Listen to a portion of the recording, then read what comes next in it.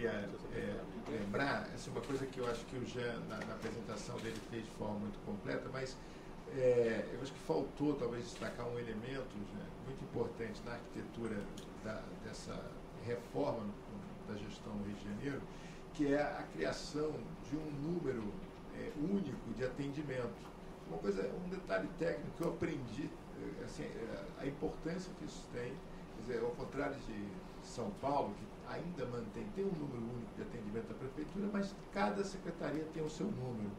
A prefeitura do Rio fez uma coisa muito dura, quer dizer, eliminou os números de entrada, então tem um sistema único de entrada, que é o 1746, e esse sistema de entrada direciona todo o serviço de atendimento e faz com que boa parte daquelas metas, daqueles indicadores de desempenho ali apresentados, tenham por base não só o planejamento estratégico, a visão do especialista, da burocracia, como foi destacado, mas também as demandas que vêm de fora. Quer dizer, então, na área, por exemplo, de ordem pública, o que se tem de meta é atendimento da guarda em até X minutos. Né?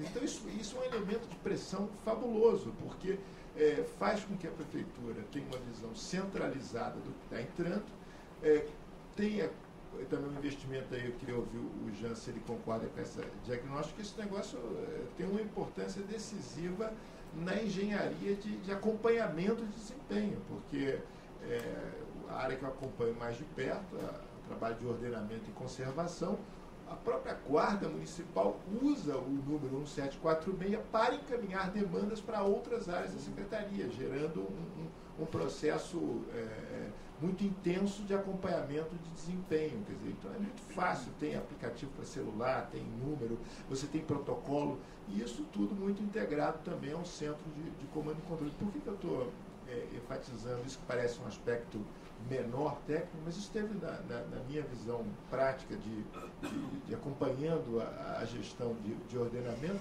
um impacto fenomenal, porque a gente consegue ver o que a população precisa do ponto de vista de demanda, o que está chegando no Estado, passa a ter uma transparência muito maior e a possibilidade de acompanhar essas demandas dentro do sistema. Isso me pareceu um elemento decisivo da arquitetura de inovação gerencial da Prefeitura, que junto com o que você apresentou, eu destacaria. Quer dizer, eu acho que isso tem exemplos em todas as áreas, eu destaquei aqui, obviamente, saúde, educação, isso tem, obviamente, um impacto cotidiano.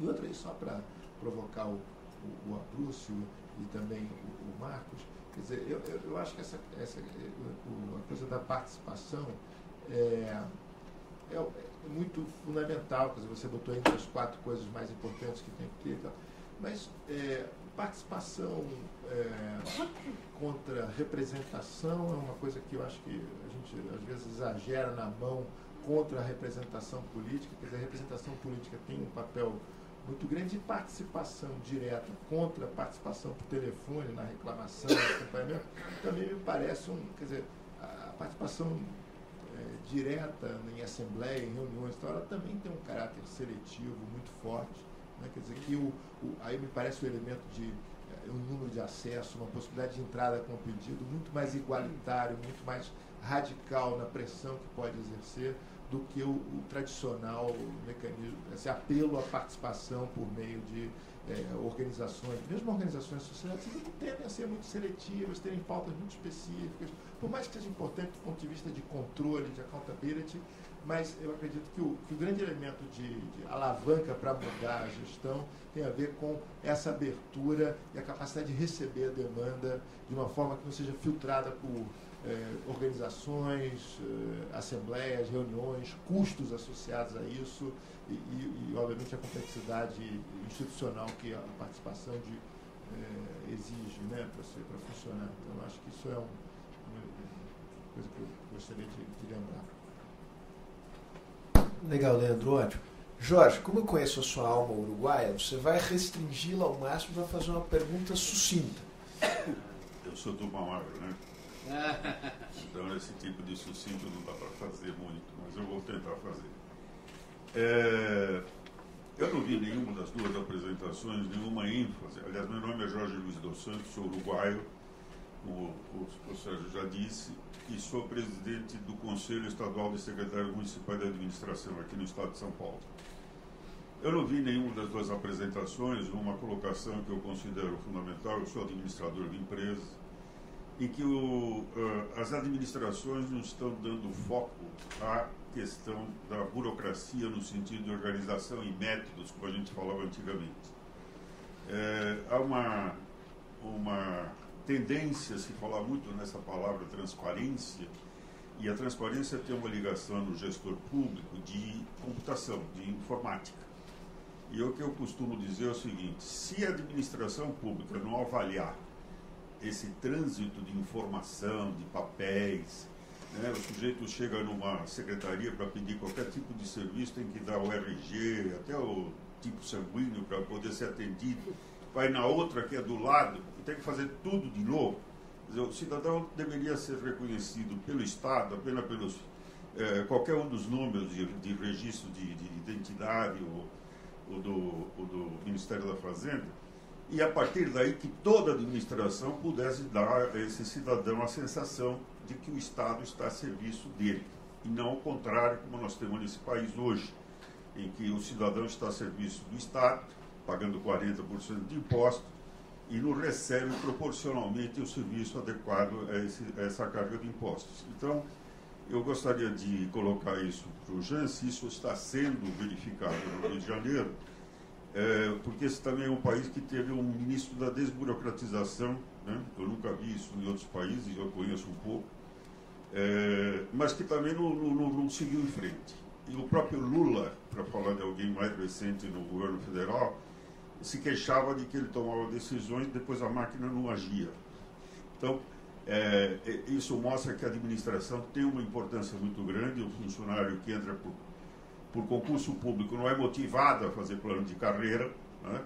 Ele entra como recepcionista e vai sair depois de 30 anos como recepcionista.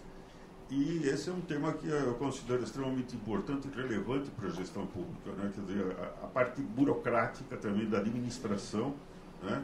Que deveria ser considerada. Muito obrigado. Jorge, muito bem. Boa pergunta. Bom, também sucinto aqui, aí 3 perguntas, aí volta à mesa. Aqui, aí tem inscritos aqui, Iaras tem também. Deputado Panuso. Bom dia. Eu vou fazer uma pergunta, mas eu preciso fazer uma consideração rápida antes. Constitucionalmente, o PPA ele já pede para que o governo... PPA é o plano plurianual. Plano anual. A minha pergunta é mais direcionada para o Marcos e para o Abruzzo. Então, o PPA ele já pede para que o governo trabalhe com metas. Assim, na minha opinião, o programa de metas dessas cidades, ele é novo, mas ele não é inovador. E eu lembro também de um artigo do professor Abruzzo, escrito, submetido à revista RAP, a Revista de Administração Pública, aos 40 anos, que ele fala que é importante afirmar os instrumentos de gestão por resultados.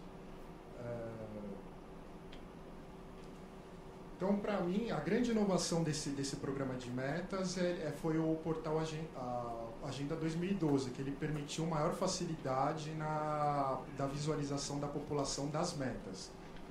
E aí minha pergunta é o seguinte, então não seria interessante centrar esforços em instrumentos já existentes, como o PPA, que já pede para o governo trabalhar com metas, ou o caminho empregar esforços para criar outros instrumentos para reforçar os já existentes?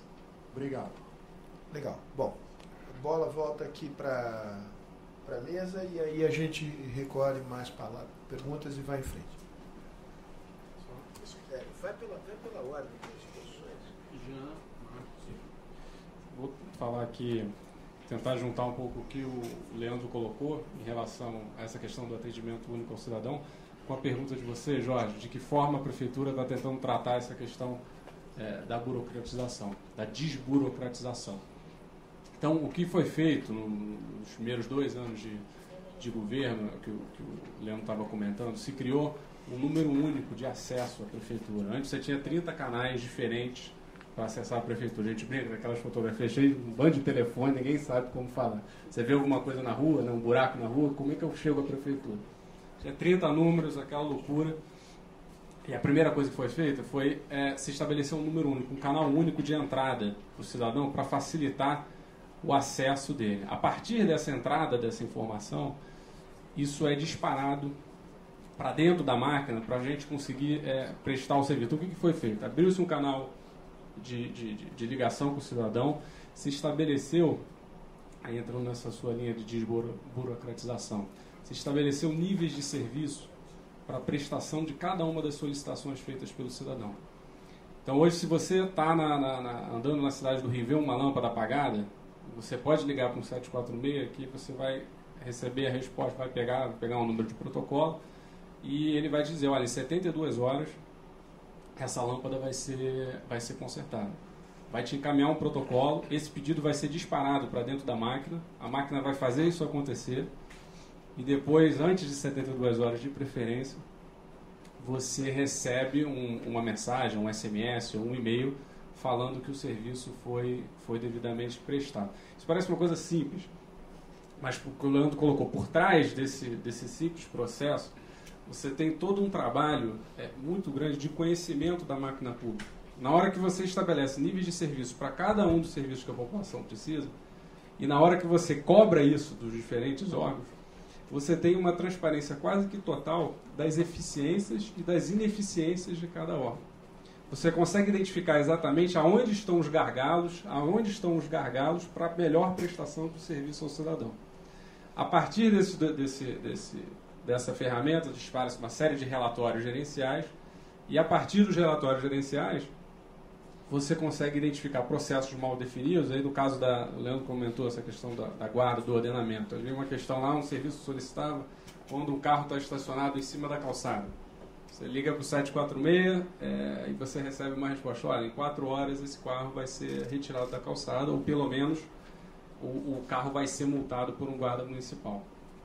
Analisando esse processo com cuidado, das 4 horas que a gente se comprometia com o cidadão, 3 horas mais ou menos, eram gastos para o processo sair da central, chegar até a guarda, e chegava para a central da guarda, às vezes chegava no carro, aí o guarda municipal chegava, muitas vezes ele já chegava lá, o carro já tinha saído e o horário já passou.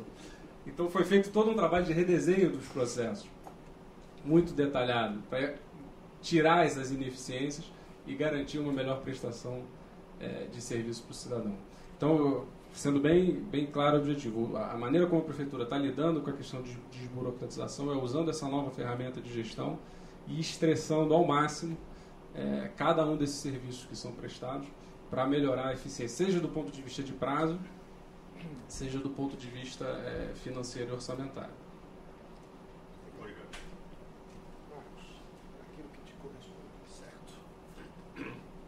Bom, o primeiro aspecto que Leandro menciona aqui é os limites ou as dificuldades para a participação efetiva, não? Para que a democracia participativa, deliberativa se fortaleçam, valorizando ou fortalecendo e estimulando que a democracia representativa também se consolide, também avance, não? Por isso, eu menciono a priorização que essas iniciativas têm dado no âmbito das relações com o legislativo, né? Por exemplo, o movimento Nossa BH, o lançamento do Nossa BH foi feito na Câmara. A apresentação dos indicadores da cidade fizemos na Câmara, como também mensagem aos próprios vereadores e à sociedade de que esse espaço precisa ser a casa do povo, assim é dito, né? Agora há limites, por exemplo, em Belo Horizonte nós não conseguimos, e é uma meta do Nossa BH, ter, por exemplo, os trabalhadores informais de rua, os catadores, os jovens, as mães, líderes, cabeças de família participando. E não conseguimos, não se consegue fazer ter o envolvimento desses grupos nos modelos padrões de articulação, de reunião, de assembleísmo que às vezes as iniciativas têm, né? Jovens começaram a participar, vinculados a várias organizações que trabalham com juventude, mas aí as reuniões eram no centro e não tinha vale transporte. Então, como também a iniciativa se descentraliza em termos geográficos, mas também inova em termos de alternativas que estimulem a participação, porque senão não vai acontecer o que eu mencionei, que foi, digamos, o ponto que deflagrou tudo isso de Bogotá, de colocar o homem mais rico, dono do sistema bancário, poderia dizer, da Colômbia, sentado na mesma mesa com o líder sindical dos 80 mil trabalhadores informais de rua de Bogotá, naquela época. Eles provavelmente não sentariam ao redor da mesma mesa para discutir um tema que fosse de um ou de outro. Na hora que a agenda foi uma agenda coletiva, que era deles, mas que estava exterior a eles, houve a possibilidade de uma convergência, de uma concertação de visões. Com os jovens, a gente tem visto iniciativas mais e mais utilizando as novas ferramentas de comunicação, as redes sociais, a internet, os processos de web cidadania, né? Que aí viabilizam a presença do jovem de uma outra forma. E como combinar isso também com os momentos presenciais, lá no bairro, lá no centro comunitário, lá no grupo de hip hop, para ter a escuta desses vários. E aí eles também atuando nos espaços formais da vida, digamos, pública, né? Por isso, PPA e plano de metas. Claro, esses instrumentos que já existem devem ser fortalecidos e nós temos que trabalhar por eles. Agora, Belo Horizonte. Belo Horizonte é uma cidade considerada, quando se faz pesquisa de democracia, de participação, é uma das cidades que se sobressai no Brasil. Talvez porque se considera que teve orçamento participativo, tem orçamento participativo virtual, que é um risco, né? Nós temos tido em Belo Horizonte, a prefeitura apresenta 5 investimentos e a comunidade vota. E é preciso dar o número do título eleitoral para essa votação. De entrada no Tribunal Superior, no Tribunal Regional Eleitoral, para capturar os números de eleitores e votar por aquelas obras. Mas ainda assim é uma obra das 5 que é priorizada, depois vem a segunda mais votada, que de novo estimula uma certa disputa. Então a gente tem esses mecanismos. Agora, plano plurianual, a primeira vez que Belo Horizonte teve audiências públicas, participação para discussão do plano plurianual, foi esse que está em vigor agora, votado em 2009. Então, no plano de metas, em alguns lugares, como o plano de metas, ele vincula, na maioria das leis orgânicas, ele vincula aquilo que deve ser apresentado com a campanha, a gente já começa a ver uma qualificação do processo de campanha, da disputa eleitoral.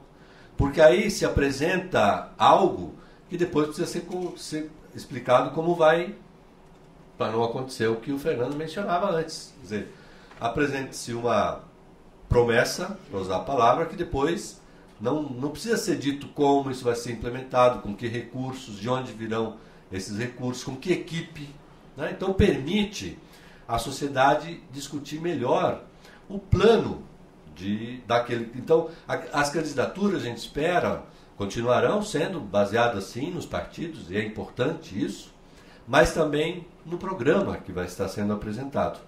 Na Colômbia e no México, que estudamos muito antes de avançar com os planos de metas, existe o que eles chamam do voto programático. O candidato precisa apresentar um programa bem mais detalhado do que programas que a gente vê em campanhas de diferentes âmbitos no nosso país, mas depois não há vinculação de como isso é detalhado, que processo de prestação de contas vão acontecer, com que periodicidade, onde valida esse plano que o candidato apresentou. Outras leis orgânicas que estão sendo alteradas na América Latina afora começam a estabelecer o elemento do recall, que é se o candidato, se o prefeito não está cumprindo com o que ele disse na campanha e o que ele apresentou no plano de metas, e que ele vai prestando contas, a sociedade pode pedir uma verificação se a sociedade quer continuar com aquele prefeito, ou com aquela prefeita. Que é diferente do impeachment. Mas há outras leis orgânicas que começam a colocar, caso o prefeito não cumpra, ele será afastado. por processos de julgamento, que têm que ser vinculados aos sistemas que já existem, do legislativo, do judiciário, etc. Então, o que a gente tem percebido até agora é que o plano de metas, ele, ainda que seja um elemento novo, e ele tem elementos de inovação, ele fortalece os processos que a gente já tem, seja o plano plurianual, as revisões do plano plurianual, seja as leis orgânicas, as leis orçamentárias anuais, enfim. Acho que isso era o que me cabia. Obrigado. Pedir licença para o Fernando. Fernando, para dar vazão aqui às perguntas, vamos deixar você para o final. Eu tenho 4 pessoas, vou recolher 4 dessas. Eu começo por ali, porque você foi marginalizado na primeira rodada. Peço para você se identificar. Meu nome é Joel Formiga, eu sou mestre em ciência política pela USP e consultor de cidades inteligentes pela IBM. E a minha pergunta está ligada aos arranjos institucionais da questão municipal, estadual, federal. Quando a gente endereça os problemas das grandes cidades, parece que a gente esquece com a realidade de que elas estão inseridas necessariamente em metrópoles. E os problemas que a gente lida nas grandes cidades, sejam eles de dejetos sólidos, recursos hídricos, água, enchente, trânsito, segurança pública, desenvolvimento econômico, são, em sua grande parte, problemas metropolitanos, de regiões metropolitanas. O cidadão hoje é um cidadão metropolitano, não é talvez de uma cidade. Eu me pergunto como poderá o Rio ser a melhor cidade para se viver e trabalhar em 2020, se Duque de Caxias, Niterói e outros municípios não acompanharem esse movimento, não investirem nesse sentido, num programa integrado, né? E a pergunta isso necessariamente faz com que a gente tenha que rever os arranjos institucionais, que temos que mexer na Constituição para identificar essa questão da metrópole, ou seria possível através, primeiro, se é realmente importante esse ponto, segundo, se é via Constituição ou se é via arranjos, quer dizer, se a gente deveria ter metas integradas, isso é possível através da política fazer essa coordenação metropolitana. Obrigado, ótimo. Só por uma razão de logística, vamos pegar a Yara ali na ponta esquerda. Oi, tudo bom? Bom, meu nome é Yara Prado, eu sou professora. E trabalhei muito tempo com a implantação de políticas públicas na área da educação. A minha primeira pergunta, acho que é para o Jean, também para o Marcos. Eu queria saber se, a partir desses projetos já implantados ou em implantação, se vocês já podem verificar qual é a abrangência do universo que dá certo. A abrangência do universo dentro do foco que dá certo. Por quê? Vou citar um exemplo. A Prefeitura do Rio de Janeiro tem 1.060 escolas. A Prefeitura de São Paulo também tem mais ou menos esse número, um pouco mais. Já o governo do Estado tem 5.500 escolas no Estado inteiro. Tá certo? Bom, então, essa é a primeira. Vocês já têm resultado desde que... Por quê? E aí eu queria remeter na década de 80, tá certo? Com alguém que me tirou do radicalismo e me ensinou o que era democracia, que se chamava Franco Montoro, né? E que dizia que a descentralização era vital. Por que não se fala mais em descentralização toda vez que nós estamos tratando da questão da administração pública? Por quê? Porque na descentralização você não tinha todo esse palavreado que vocês têm agora, que a coisa anda, o mundo gira, mas de qualquer forma, lá estavam as metas, lá estavam os controles, etc. e tal. Muito bem. E aí remeto para a subprefeitura, que o Fernando disse. Ora, subprefeitura não dá certo, mas será que não precisa discutir descentralização de poder para ela dar certo? Bom, por que nunca se discute? Essa é uma questão. A segunda questão é a relação de todos os planos de meta e de meritocracia com as corporações. Concordo plenamente que sem funcionário público não tem implantação e não tem acompanhamento. Agora, parece que as corporações passam ao largo de todos os planos. E aí, Minas Gerais fica com quantos meses de greve porque não paga o piso?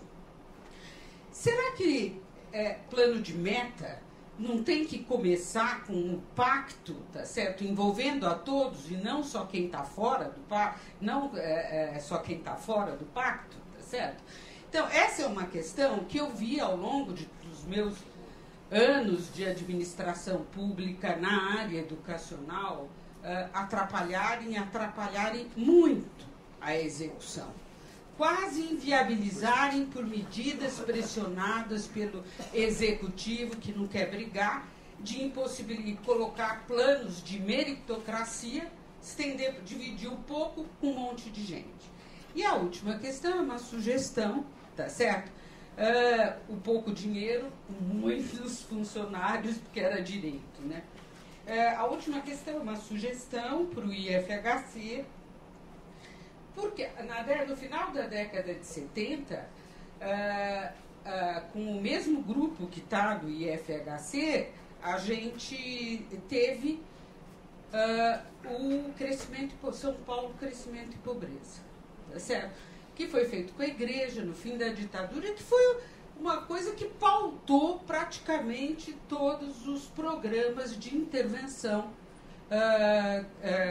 no momento da redemocratização. A minha sugestão é que o IFHC faça diagnóstico, porque vocês falam muito pouco de diagnóstico.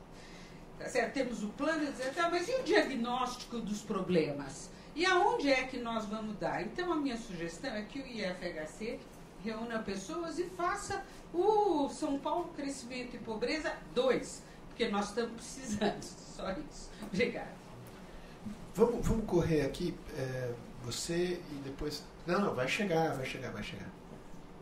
Bom dia, meu nome é Laura Valente, algumas pessoas aqui me conhecem que eu fui diretora do ICLEI para a América Latina, Governos Locais pela Sustentabilidade, e saí para fazer uma passagem pelo governo federal, no Ministério do Meio Ambiente, onde eu fiquei chocada com a qualidade da participação dos funcionários do Ministério na gestão, efetivamente, né? A tentativa de se implementar lá metas para avaliar desempenho está encontrando uma resistência tremenda dos funcionários, né? Então, eu achei muito interessante essa discussão sobre como, na verdade, acho como ampliar a transparência e o controle na gestão das grandes cidades passa, evidentemente, por tudo que foi falado aqui, na melhora da qualidade do funcionalismo, mas eu acho que também faltou, talvez, falar um pouco aqui, o colega ali falou um pouquinho sobre região metropolitana, era uma dúvida que eu tinha, se a mesa, por exemplo, acha que gestão metropolitana por meio de autoridades metropolitanas é uma solução para tratar as diferentes escalas de cidades. Hoje em dia nós temos cidades aqui que têm escala de país. São Paulo é um país, né? Não é uma cidade. Como a gente pode gerenciar uma cidade como São Paulo com mecanismos, com ferramentas, com enfim, instrumentos de gestão de município que não tem poder nenhum? Como é que a gente pode empoderar os municípios para lidar com questões que são muito maiores do que elas têm condição de administrar, e como se pode integrar isso com os outros entes federativos, que em teoria nós somos uma federação com entes que têm poderes iguais, mas na verdade a gente, como cidades, tem muitas responsabilidades, mas poucos meios de fazer isso. Como é na questão ambiental, que é uma questão que eu conheço melhor do ponto de vista urbano, como é que você pode decidir sobre a qualidade do transporte e da gestão de tráfego na cidade, quando o governo federal isenta praticamente a indústria automobilística de imposto e joga aí não sei quantos milhões de automóveis nas cidades, para as cidades se virarem, o que elas vão fazer com todos esses automóveis, né? Obrigado, Laura. Mais duas perguntas aqui para voltar à mesa. Depois, deputado Panunzi. Oi? O Madeira não tinha visto. Você foi o primeiro nome que você mencionou aí. Você falou. Mas é que eu guardei você para o final. Porque é o seguinte, veja bem, eu não tinha visto que o presidente Fernando Henrique tinha chegado. Eu acho que a sua intervenção merece a presença do presidente. Agora que o presidente chegou, você vai ter o seu devido tempo. Você saiu bem, mas eu com o alemão, viu? Pode ser um alemão, exatamente. Bom, meu nome é Cristina Catunda, eu sou consultora ambiental e doutoranda pelo Instituto de Relações Internacionais da USP. Eu queria perguntar para o Jean de que maneira essa visão 2020 correspondeu ao cenário e de que maneira os impactos negativos, principalmente do ponto de vista ambiental, limites físicos, biológicos, inclusive impactos negativos sociais, foram tratados, se houve uma avaliação ambiental, de impacto ambiental incorporada e de que maneira o INEA participa desse plano. Muito bom. Então, vamos... você faz o grande finale, Madeira, o deputado Panunzi. Obrigado, Sérgio. Passar uma madeira, mas eu vou fazer. Na verdade, bom, deixa eu me apresentar. Meu nome é Antônio Panunzio, eu sou político, eu fui prefeito em Sorocaba, uma das grandes cidades aqui do estado.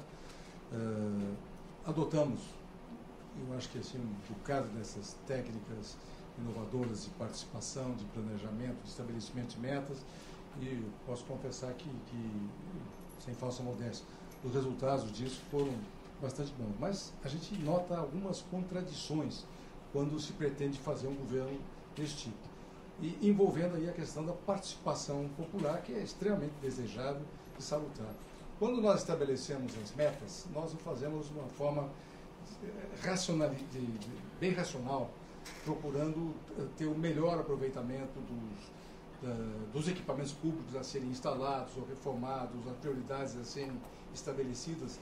Isso tudo se leva em conta usando aí de uma racionalidade que os técnicos da administração e os políticos devem ter e apresentam na hora do debate. No entanto, ao levar o debate depois para a participação popular, isso tem que se fazer grandes bairros por grandes bairros, ou regiões por regiões. Nas cidades grandes exigem muitas reuniões desse tipo. Aí nós começamos a entrar em choque com as definições nossas de metas, com aquilo que a população, não que ela seja contra as metas estabelecidas, mas com o que ela quer. Nós queremos fazer, por exemplo, uma grande escola. Uma grande escola tem muito mais recursos que pequenas escolas isoladas e traz uma eficiência, eficácia muito melhor na finalidade a que se destina. Mas o cidadão, aquele que vai ao debate conosco, ele quer a escola perto da casa dele. Ele não está afim de levar, eventualmente, me lembro quando o Mário Covas fez uma separação de primeira e quarta série para séries depois adiante, nós encontramos uma reação grande de mães e de pais que achavam ruim, que tinham que levar um filho numa escola e o outro filho noutra. Eles não estavam vendo o benefício da criança. Essa coisa há que ser trabalhada bastante. Nós temos ainda uma dificuldade de, vamos dizer assim, fazer com que a participação popular tenha essa compreensão de que aquilo que foi planejado, não sem ouvir o povo, ouvindo o povo, é o ideal. Né? É uma grande dificuldade. E ficou uma dúvida aqui nas exposições que foram feitas, surgiu também. Talvez o município tenha sido pioneiro nessa questão de planejamento, estabelecimento, tenha sido Curitiba, e criando o Instituto IPUC. Eu não vejo ninguém mais falar no IPUC. Depois poderiam dizer o que aconteceu, se continua rendendo, trazendo benefícios, atuando, tendo força política. Se não tiver força política também não vai adiante. Era isso, obrigado. Madeira. 15 minutos para suas considerações finais. Não seria exagerado. Portanto, né? Não, mas o rapaz ali né? Da IBM. Formiga. Tem nome de jogador do Santos. Formiga. Foi um grande jogador. Ramiro Formiga Zito. Do São Paulo. Aliás, aqui temos o Formiga e trouxe o Fuxile para o Santos, do Uruguai. Mas olha aqui, ele fez uma intervenção que estava exatamente na minha linha de preocupação quando estava vindo as exposições. Nós temos claramente um problema de organização institucional na cidade brasileira. Como nós temos a mania de tudo colocar na Constituição, né? Tudo nós enfiamos na Constituição, qualquer coisinha nós achamos que é garantia botar na Constituição. O que acontece? Nós deixamos as cidades amarradas e as regiões metropolitanas estão impossíveis de serem administradas. Essa é a realidade. Cada prefeito em si tem mais força do que qualquer autoridade metropolitana que o governador pretenda criar. Então, eu queria aqui fazer no fundo é uma pergunta, porque, enfim, as pessoas são especialistas, estudam essas coisas e estão muito a par do que está acontecendo hoje, da bibliografia existente. Mas o seminário que está proposto aí, identificando problemas e buscando soluções. Então, quais são os grandes problemas das áreas metropolitanas? É a pergunta que eu faço a todos. Porque quando você ouve as discussões, é tanto problema que você acaba não conseguindo dar prioridade. Por exemplo, o Rio de Janeiro, eu gostei da exposição, ele faz uma evolução ali dos percentuais de gasto com custeio, com investimento. Mas ficou faltando ali uma informação. Qual foi a evolução do faturamento, da receita em termos absolutos? Você está lidando só com percentuais. É evidente que conforme a evolução da receita, você pode ter mais dificuldade ou menos dificuldade. Faltou esta informação. Como falta uma informação que, em geral, não se discute nos debates sobre cidades brasileiras, pelo menos aqueles que eu participei, é o seguinte: qual é o desempenho dos alunos do ensino fundamental e do ensino médio nas várias provas que são feitas aí pelo Brasil e pelos estados para avaliar o desempenho dos alunos? Esse número continuou não virando uma referência, quando o problema que nós temos é claramente um problema de qualidade da educação. E nós não conseguimos chegar numa coisa que fosse obrigatória. Olha, meus alunos tiraram 4,7 e eu quero daqui a 4 anos fazer com que eles tirem 6. Isso não virou meta. Eu não conheço ninguém que estabeleceu isso de meta. Então, mas o analfabetismo é sempre meta. Teve um ministro aqui, alguns anos atrás, que estabeleceu como meta acabar com o analfabetismo no Brasil, sem ver, inclusive, que os analfabetos eram pessoas com mais de 40, 50 anos. Então, a pergunta que eu faço também é nessa linha da identificação dos problemas. Tudo é problema. Saúde é problema. Agora, educação, o nosso amigo Mark falou do problema do lixo. Eu, no fim do ano, fui ver a tragédia do Santos lá no Japão. Aí me deparei com uma civilização, porque eu fiquei bastante tempo lá, né? Aproveitei para visitar o Japão, que eu não conhecia. E me deparei com uma cidade que eu não encontrei gente coletando lixo, não encontrei cesto na rua, e não encontrei um papelzinho no chão. Chego aqui, logo depois tem o carnaval, vejo o Rio de Janeiro dizendo: olha, colocaram centenas de milhares de lixeiras e lixo para todo lado, porque a prefeitura devia ter colocado mais lixo. É claro que isso é um problema de cultura, de educação. Então, eu acho que nós não temos a dimensão exata do que é isso. Então, a pergunta que eu faço é o seguinte: como é que o Rio de Janeiro prioriza? O que é prioridade? Tudo é prioridade. A segurança é prioridade, o hospital é prioridade, enfim. Mas eu acho que se nós não sairmos dessa questão organização institucional e, digamos, colocação dos objetivos claros, nós vamos continuar patinando. Só para terminar, Fausto, para não fazer o grande final, outro dia, conversando aqui com o vereador, que eu não vou dar o nome, muito simples, ele falou o seguinte: olha, se não tivesse cidadão para me pedir para ajudar a podar a árvore, eu não seria eleito vereador. Ou seja, como a administração não funciona, o papel do vereador passa a ser fazer essa intermediação. Olha, morreu fulano, precisa botar no hospital A e não no hospital B, eu não consigo. Eu já pedi há 5 anos para podar uma árvore, não consigo podar. Então tem que entrar em interferência. Esta razão, inclusive, a minha opinião, porque aqui nas exposições e na discussão pouca do institucional, se falou pouco sobre câmaras de vereadores. Você tocou no assunto, se tocou um pouco, mas a Câmara fica uma coisa que não participa muito desse processo de busca da modernização da gestão, e a gente vai atrás de participação, informática, cada vez mais informatização, e o que eu percebo é que às vezes o próprio funcionário público não sabe o nível de informatização que tem o órgão que ele trabalha. E nós aí aumentando cada vez mais o nível de informatização, que é bom, eu não estou criticando isso. O que eu estou, digamos, colocando no fundo, há um problema de organização institucional, de definir claramente os objetivos e de uma coisa que também foi pouco mencionada e que a gente menciona pouco, falta de líderes para assumir posições. Quer dizer, hoje nós nos viciamos em fazer pesquisa, ver o que as pessoas querem e falar o que as pessoas querem, e não o que é preciso para liderar. Obrigado, Madeira. Bom, acho que esgotamos aqui o universo das perguntas. A palavra volta à mesa, começando aqui pelo Jean. Vamos lá, muitas perguntas, né? Pois é. Vou bem rápido. Vou tentar ser bem rápido. Retomando só uma questão que foi levantada nos últimos questionamentos em relação a essa dicotomia entre plano de metas e os instrumentos do PPA, LDO e LOA.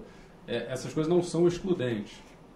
Fundamentalmente, elas são complementares. Então, toda essa exposição que eu fiz aqui do planejamento estratégico, todo esse plano estabelecido, ele está refletido no PPA, na LOA e na LDO ao longo dos anos.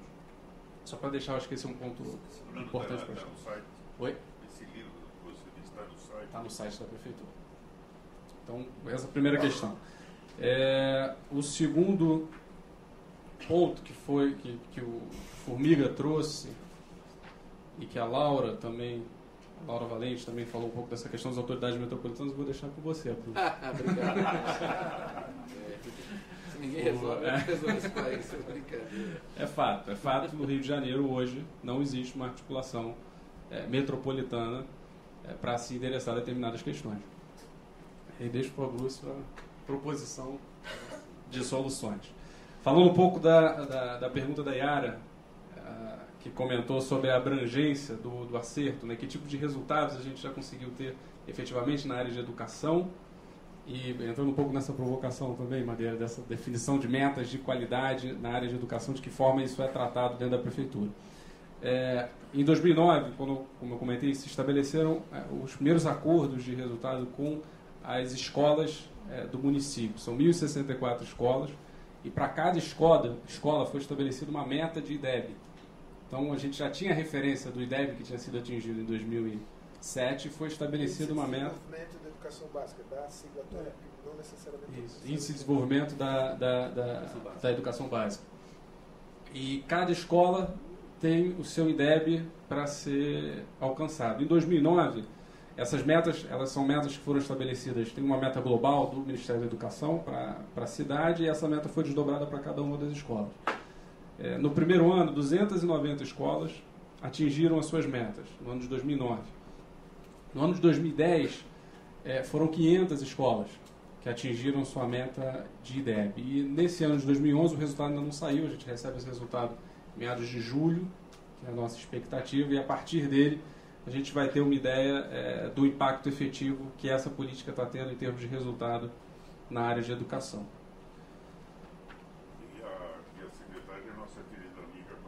Super Cláudia Coxinha. Está dando um show lá. Nós emprestamos para você. Cada vez mais carioca a Cláudia Coxinha. Se não devolve a Cláudia, jamais. Está dando um show. Respondendo, Cristina, sua colocação sobre a questão ambiental. Aquela visão que foi colocada ali de tornar a cidade do Rio de Janeiro um lugar para se viver e trabalhar até 2020, ela é alicerçada, vamos dizer assim, em 4 grandes blocos. Você tem um bloco social, que sustenta aquela visão, você tem um bloco econômico, você tem um bloco político e você tem um bloco ambiental. Então, a questão ambiental necessariamente é incorporada dentro daquela visão e acaba perpassando todas as diferentes áreas do governo. Isso só na visão. Depois que você olhar em detalhe o planejamento específico, os diferentes projetos, metas que foram estabelecidos, a área de meio ambiente também, de uma certa maneira, está transversal àquele processo todo. E especificamente a pergunta do INEA, não. O INEA não participou diretamente do desenvolvimento do plano. O que aconteceu é que algumas pessoas do INEA, acho que a Marilene do INEA... INEA, para mim, é nome de mulher. O que é o INEA? O INEA é o órgão estadual responsável... Instituto Ambiental Estadual, responsável pela essa questão de meio ambiente. A Marilene, a presidente do INEA, se eu não me engano, ela foi entrevistada, mas não houve um processo amplo de discussão do INEA da questão ambiental. E, por fim, a colocação do Antônio sobre Curitiba, né? Curitiba inspirou muito esse trabalho da gente. Até a colocação que foi feita, essa questão de acordo de resultados, isso definitivamente não é uma novidade. Minas começou esse trabalho, Curitiba tem um trabalho muito interessante na definição de metas em diferentes secretarias, Pernambuco, Espírito Santo, Sergipe, Acre, tem muita coisa bacana acontecendo. E Curitiba foi sim uma fonte de inspiração, onde a gente chegou a fazer uma visita lá para turmas de Curitiba, aprender um pouco com eles e tentar replicar as boas práticas na Prefeitura do Rio de Janeiro.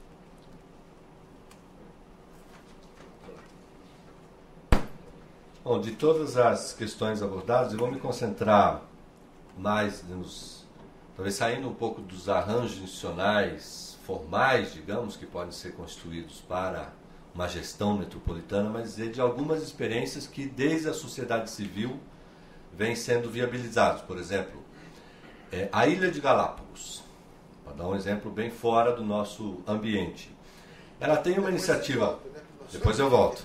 Ela tem uma iniciativa parecida como o Rio Como Vamos, Bogotá Como Vamos, Nossa BH, Nossa São Paulo, mas decidiu ser pensada não nas 6 cidades, 6 comunidades que há na ilha, no arquipélago, mas como conjunto. Inclusive porque o patrimônio estava sob avaliação da Unesco, estava em risco, saiu da situação de risco, e a comunidade se deu conta, ainda que não exista, claro, existe uma institucionalidade nesse caso por todas as questões ambientais, do próprio patrimônio e tal, mas só para mencionar que desde a sociedade civil se pensou em algo que talvez influencie e seja exemplo para outros ambientes, como Mendoza. Mendoza, na Argentina, tem 6 cidades. Cada cidade buscou constituir uma iniciativa como essas que eu mencionei, e está agora já avançando porque eles chamam La Gran Nuestra Mendoza.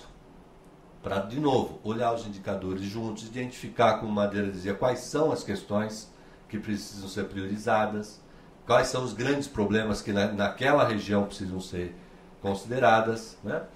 Belo Horizonte tem a Agência Metropolitana da Grande Belo Horizonte, chama assim, que é um órgão estadual que articula os 34 municípios da região.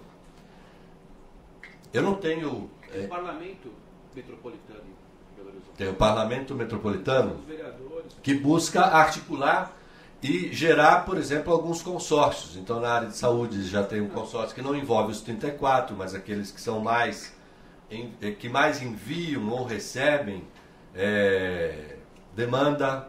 Na questão da nota fiscal, se eu não me engano, os 10 municípios com indicadores econômicos mais altos se articularam num processo para a emissão da nota eletrônica. Enfim, talvez isso esteja por fora de uma institucionalidade, digamos, que possa... mas acho que a gente está avançando, começando desde a sociedade civil, desde essas iniciativas de consórcio e tal. Agora, indo à questão da Iara, eu queria enfocar esse aspecto das corporações, que eu acho que é uma questão importante para tanto as iniciativas da sociedade civil quanto para os governos considerados, né? O exemplo que você trouxe de Minas Gerais parar por mais de 100 dias as escolas estaduais é um temaço, né? Mas também como a gente considera, como a gente também envolve e tem a escuta dos grupos que eu mencionei antes, os grupos mais vulneráveis, os trabalhadores informais, os jovens, etc. Mas também, por exemplo, as empresas que têm seus interesses, que incidem nas decisões governamentais. Em Belo Horizonte, nós trabalhamos mais ou menos um ano identificando como nossa BH seria, com que organizações começaria, e nós tivemos muitas empresas participando. O lançamento do nossa BH foi no dia 11 de dezembro de 2008, véspera do aniversário da cidade, porque nós entendíamos que isso poderia ser um presente para a cidade. Na véspera, um diretor de uma empresa ligou para o meu telefone, porque a Vina estava muito envolvida nessa articulação, e esse diretor me disse: veja, aqui na empresa nós sentimos fundamental a existência do nossa BH, E por isso estivemos trabalhando tanto até agora, colocando recursos, disponibilizando gente, trazendo vocês para dentro da empresa, para vocês mobilizarem os trabalhadores da empresa para estarem nos grupos de trabalho do movimento, etc, etc. Mas agora nós vamos retirar o nosso nome, porque a prefeitura é uma das nossas clientes. Aí eu disse como resposta, não, exatamente por isso eu entendo que é mais uma razão para vocês estarem. Então, como considerar as corporações, as empresas ou as universidades? No caso de Córdoba, para dar um outro exemplo, a Universidade Católica de Córdoba é a principal impulsora, uma das principais impulsoras. E conversando com o seu reitor, ele dizia, esses indicadores, essas metas, a pesquisa de percepção, o que se produz de conhecimento em Córdoba, vai virar conteúdo para graduação, para extensão, para pós-graduação, porque nós precisamos que os que estão se formando, que estão se especializando, discutem a realidade, inclusive para dar um retorno à própria sociedade. Voltando à agenda das empresas, outra experiência muito interessante que está se multiplicando pela América Latina fora é o que começou em São Paulo, o Fórum Empresarial de Apoio à Cidade de São Paulo, que busca também alinhar, inclusive os seus investimentos sociais, se elas têm seus programas sociais, seus institutos, suas fundações, às principais questões da cidade. Então, se uma agenda, para dar um exemplo qualquer, aqui é educação infantil, talvez aliando poder público, o recurso das empresas, com as ONGs, com os movimentos da área, é olhar para a educação fundamental, a educação básica, e não investir, talvez, prioritariamente em outras áreas. Então, tem experiências que eu acho que vão nos ajudar a identificar os principais problemas, encontrar as melhores respostas e que certamente vão precisar de tempo para que a gente tenha mais, digamos, conhecimento da realidade, construa o imaginário sobre a cidade. Porque qual é o imaginário que nós temos para São Paulo em 50 anos? O quanto nós conhecemos a cidade de São Paulo para além do trajeto que a gente faz ao trabalho, à universidade, enfim. Então, o fato dessas iniciativas trabalharem com indicadores, por exemplo, Belo Horizonte, eu não sabia, estou no movimento Nossa BH, mas Belo Horizonte tem uma unidade de medição da qualidade do ar, uma apenas, mas que deve funcionar 25 dias ao longo do ano. Então, às vezes funciona, às vezes não funciona. Então, se hoje for dito qual é a qualidade do ar em Belo Horizonte, nós não temos essa informação.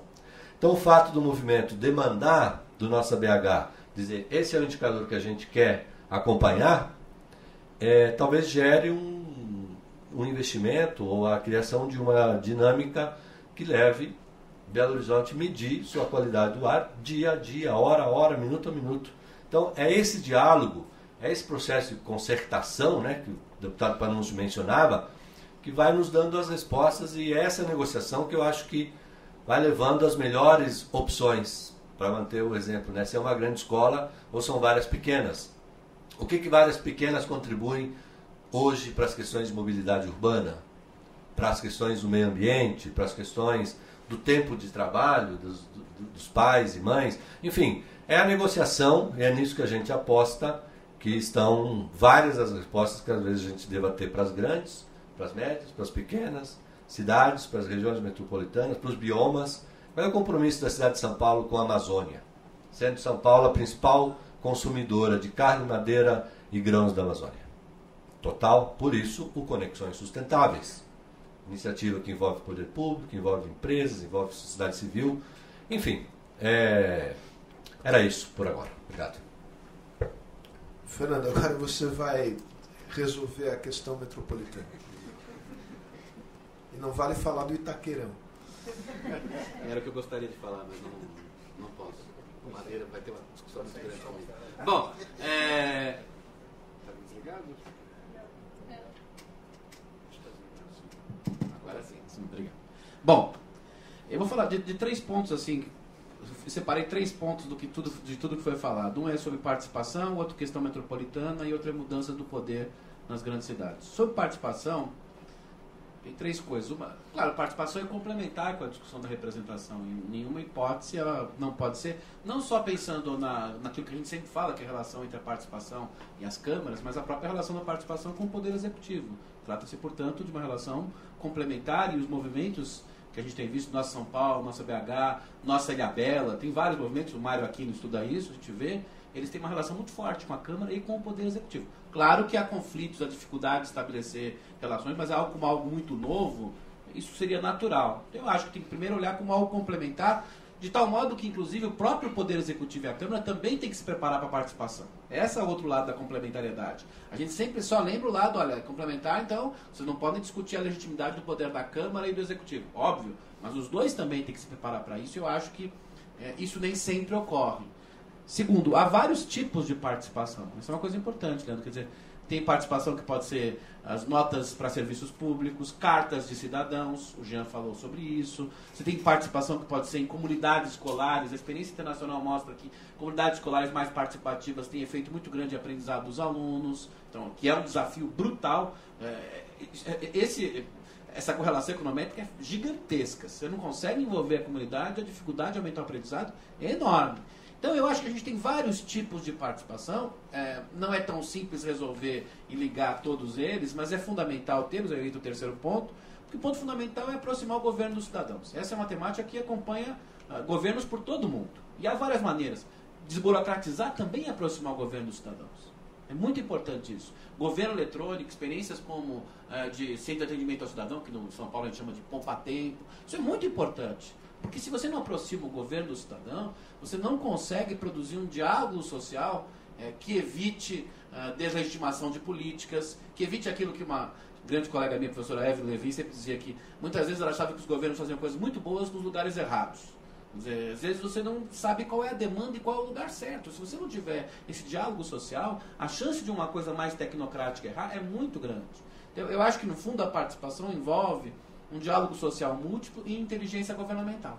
Então você tem que construir as duas coisas. Construir mecanismos de diálogo social, mas construir um mecanismo de inteligência governamental. Agora estou pensando mais no executivo, por conta do debate que a gente teve. Se você não construir uma inteligência governamental para lidar com isso, você é tragado também por isso. Então como é que a gente pode chegar mais próximo dos cidadãos? Que mecanismos podem ser usados? Eu acho que os governos precisariam ter um setor de inteligência governamental para diálogo com a sociedade. Isso é fundamental. O segundo, questão metropolitana. O maior problema metropolitano é a desarticulação entre os municípios metropolitanos.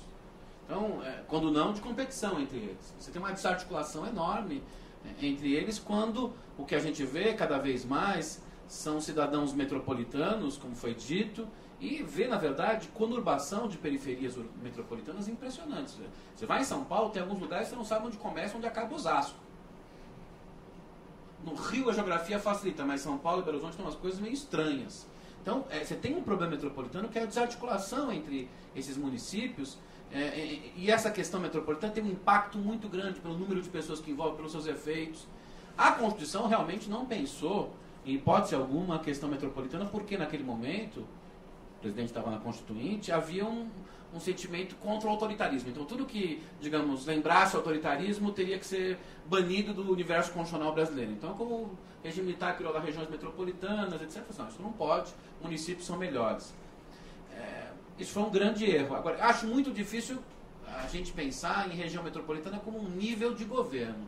A complexidade disso no sistema político brasileiro é muito grande, porque envolveria discutir, sobretudo, a autonomia dos municípios. Isso é muito complicado. E a solução poderia ser um problema ainda maior. Por isso eu acho que a gente pode olhar um pouco algumas experiências que já estão acontecendo no Brasil. A experiência lá do Grande Recife, a experiência do Grande BH, algumas mudanças que estão tendo soluções que envolvem todos os entes metropolitanos, os governos municipais e o governo estadual, e quando possível o próprio governo federal. Acho que o Grande Recife é o caso mais interessante nesse sentido. Tem o governo estadual, os governos municipais e o governo federal ali embutido. Em BH isso não ficou muito claro. E construir a partir daquilo soluções flexíveis e baseadas em legitimação contínua e metas. Essas três coisas: soluções flexíveis, baseadas em metas e legitimação contínua. A agência em BH é um pouco isso. O exemplo das agências é muito interessante. Aqui em São Paulo a gente tem exemplo do consórcio da ABC, que é muito bem sucedido. O problema de São Paulo é que a gente não transformou o consórcio da ABC no consórcio da Grande São Paulo. E aí as diversas administrações dos diversos partidos da Prefeitura de São Paulo nunca lideraram esse processo, nunca quiseram isso. Esta é a verdade.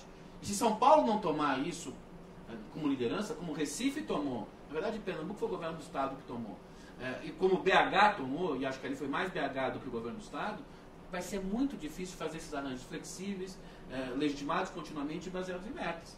Porque uma autoridade metropolitana, repito, a chance disso criar mais problemas do que nós temos hoje é muito grande. Eu gosto de reformas regionais com cuidado, porque você pode criar uma coisa e depois ter esse problema. E a última coisa, a mudança de poder nas grandes cidades brasileiras, que eu acho que é o tema que apareceu várias vezes aqui. E apareceu depois quando o Madeira falou das próprias câmaras municipais, que não tinham sido citadas, etc. As câmaras serão e serão sempre fundamentais. Isso faz parte do nosso ideal de democracia. Ninguém pode pensar o contrário. Os vereadores não são entes marcianos. Eles fazem parte de uma sociedade. Portanto, eles respondem à sociedade de acordo com a forma que ela chega à Câmara. As câmaras não são, digamos, o melhor exemplo daquilo que a gente gostaria de democratização, de planejamento. Basta ver o perfil de processo legislativo nas câmaras, etc. E a pergunta fica, como é que muda as câmaras? Você pode pensar em três coisas. Uma de longo prazo, uma mais conjuntural e outra que você pode planejar mais. A de longo prazo é a educação da sociedade. Isso é um processo longo. Provavelmente daqui a 2 gerações a própria aumento da escolaridade brasileira leve em parte a isso. Já está levando em parte. Nós somos melhores do que há 20 anos em parte por isso. Segundo, lideranças. Mas isto é uma coisa não só conjuntural, mas de certa maneira tem algum grau de aleatoriedade. Nunca se sabe quando é que serão produzidas essas lideranças. O que você pode tentar é alimentar lideranças com certa visão. Isso dá para fazer. E a terceira coisa, eu acho que se a gente quiser mudar a Câmara e tornando-a importante, porque esse é ponto fundamental, uma das coisas mais importantes é que para mudar a Câmara é preciso mudar a forma de administrar as cidades. Essa é uma maneira fundamental para mudar as câmaras. O Rio de Janeiro já mudou a relação com a Câmara. Se a gente pensar lá do César Maia para cá, a Câmara mudou no Rio de Janeiro. Por quê? Quando eles começaram a colocar os serviços mais, digamos, em tempo real, como você diz, a Câmara ficou perdida, porque boa parte dos vereadores dependia daquilo que o Madeira falou, saber melhor o negócio da poda. Quando você começa a descentralizar o poder na cidade, por isso que a subprefeitura é importante, isso vai mudar o perfil da representação na cidade de São Paulo. A gente não teve coragem, estou falando dos vários partidos em São Paulo, de mudar a forma de representação na cidade, porque a gente tem, digamos, currais eleitorais em São Paulo de todos os partidos, inclusive alguns com o nome do próprio vereador, nem vou lembrar o nome agora para evitar problemas, mas tem isso na cidade de São Paulo. Então, tem que descentralizar, tem que criar um governo mais baseado em formas de diálogo social. Isso aí, a Prefeitura de São Paulo já está fazendo a coisa dos empresários, etc. Isso começa a pressionar a mudança da agenda na Câmara. É similar àquilo que o presidente enfrenta no Congresso. Quando você consegue juntar atores sociais e coloca uma agenda no Congresso, a raia miúda cala-se um pouco mais. Você tem uma agenda mais positiva, o pessoal fala, bom, vamos ficar quieto porque tem coisas mais importantes. Então, só para terminar, eu acho que nesse sentido é possível mudar a forma de administrar as cidades pensando numa junção de uma forma meritocrática com enraizamento social. Você tem que juntar essas duas coisas. Juntar uma forma meritocrática com enraizamento social. É isso que vai mudar as câmaras, não é acabar com elas ou dizer que os vereadores... Eles próprios vão mudar os papéis, a forma de seleção dos vereadores vai mudar, porque você vai ter um outro tipo de vereador. Então, se a gente quer, ao fim e ao cabo, mudar as grandes cidades, acho que precisa mudar os governos antes de mudar as câmaras. Obrigado, Fernando. Enfim, acho que chegamos aqui ao final. Não sei se o presidente, o senhor quer... Presidente, o senhor quer falar? Não. Então só me resta aqui agradecer, enfim, em especial aos participantes e a vocês que vieram. Lembrando que isso é o primeiro de uma série de 8. Vocês serão informados. O próximo é no Rio, em parceria com a FGV, sob gestão do meio ambiente em áreas metropolitanas. E maio e junho, sobre temas de mobilidade urbana, infraestrutura urbana, águas, etc. E esses 2 serão novamente aqui em São Paulo, no Instituto. Espero contar com a presença de vocês. Muito obrigado.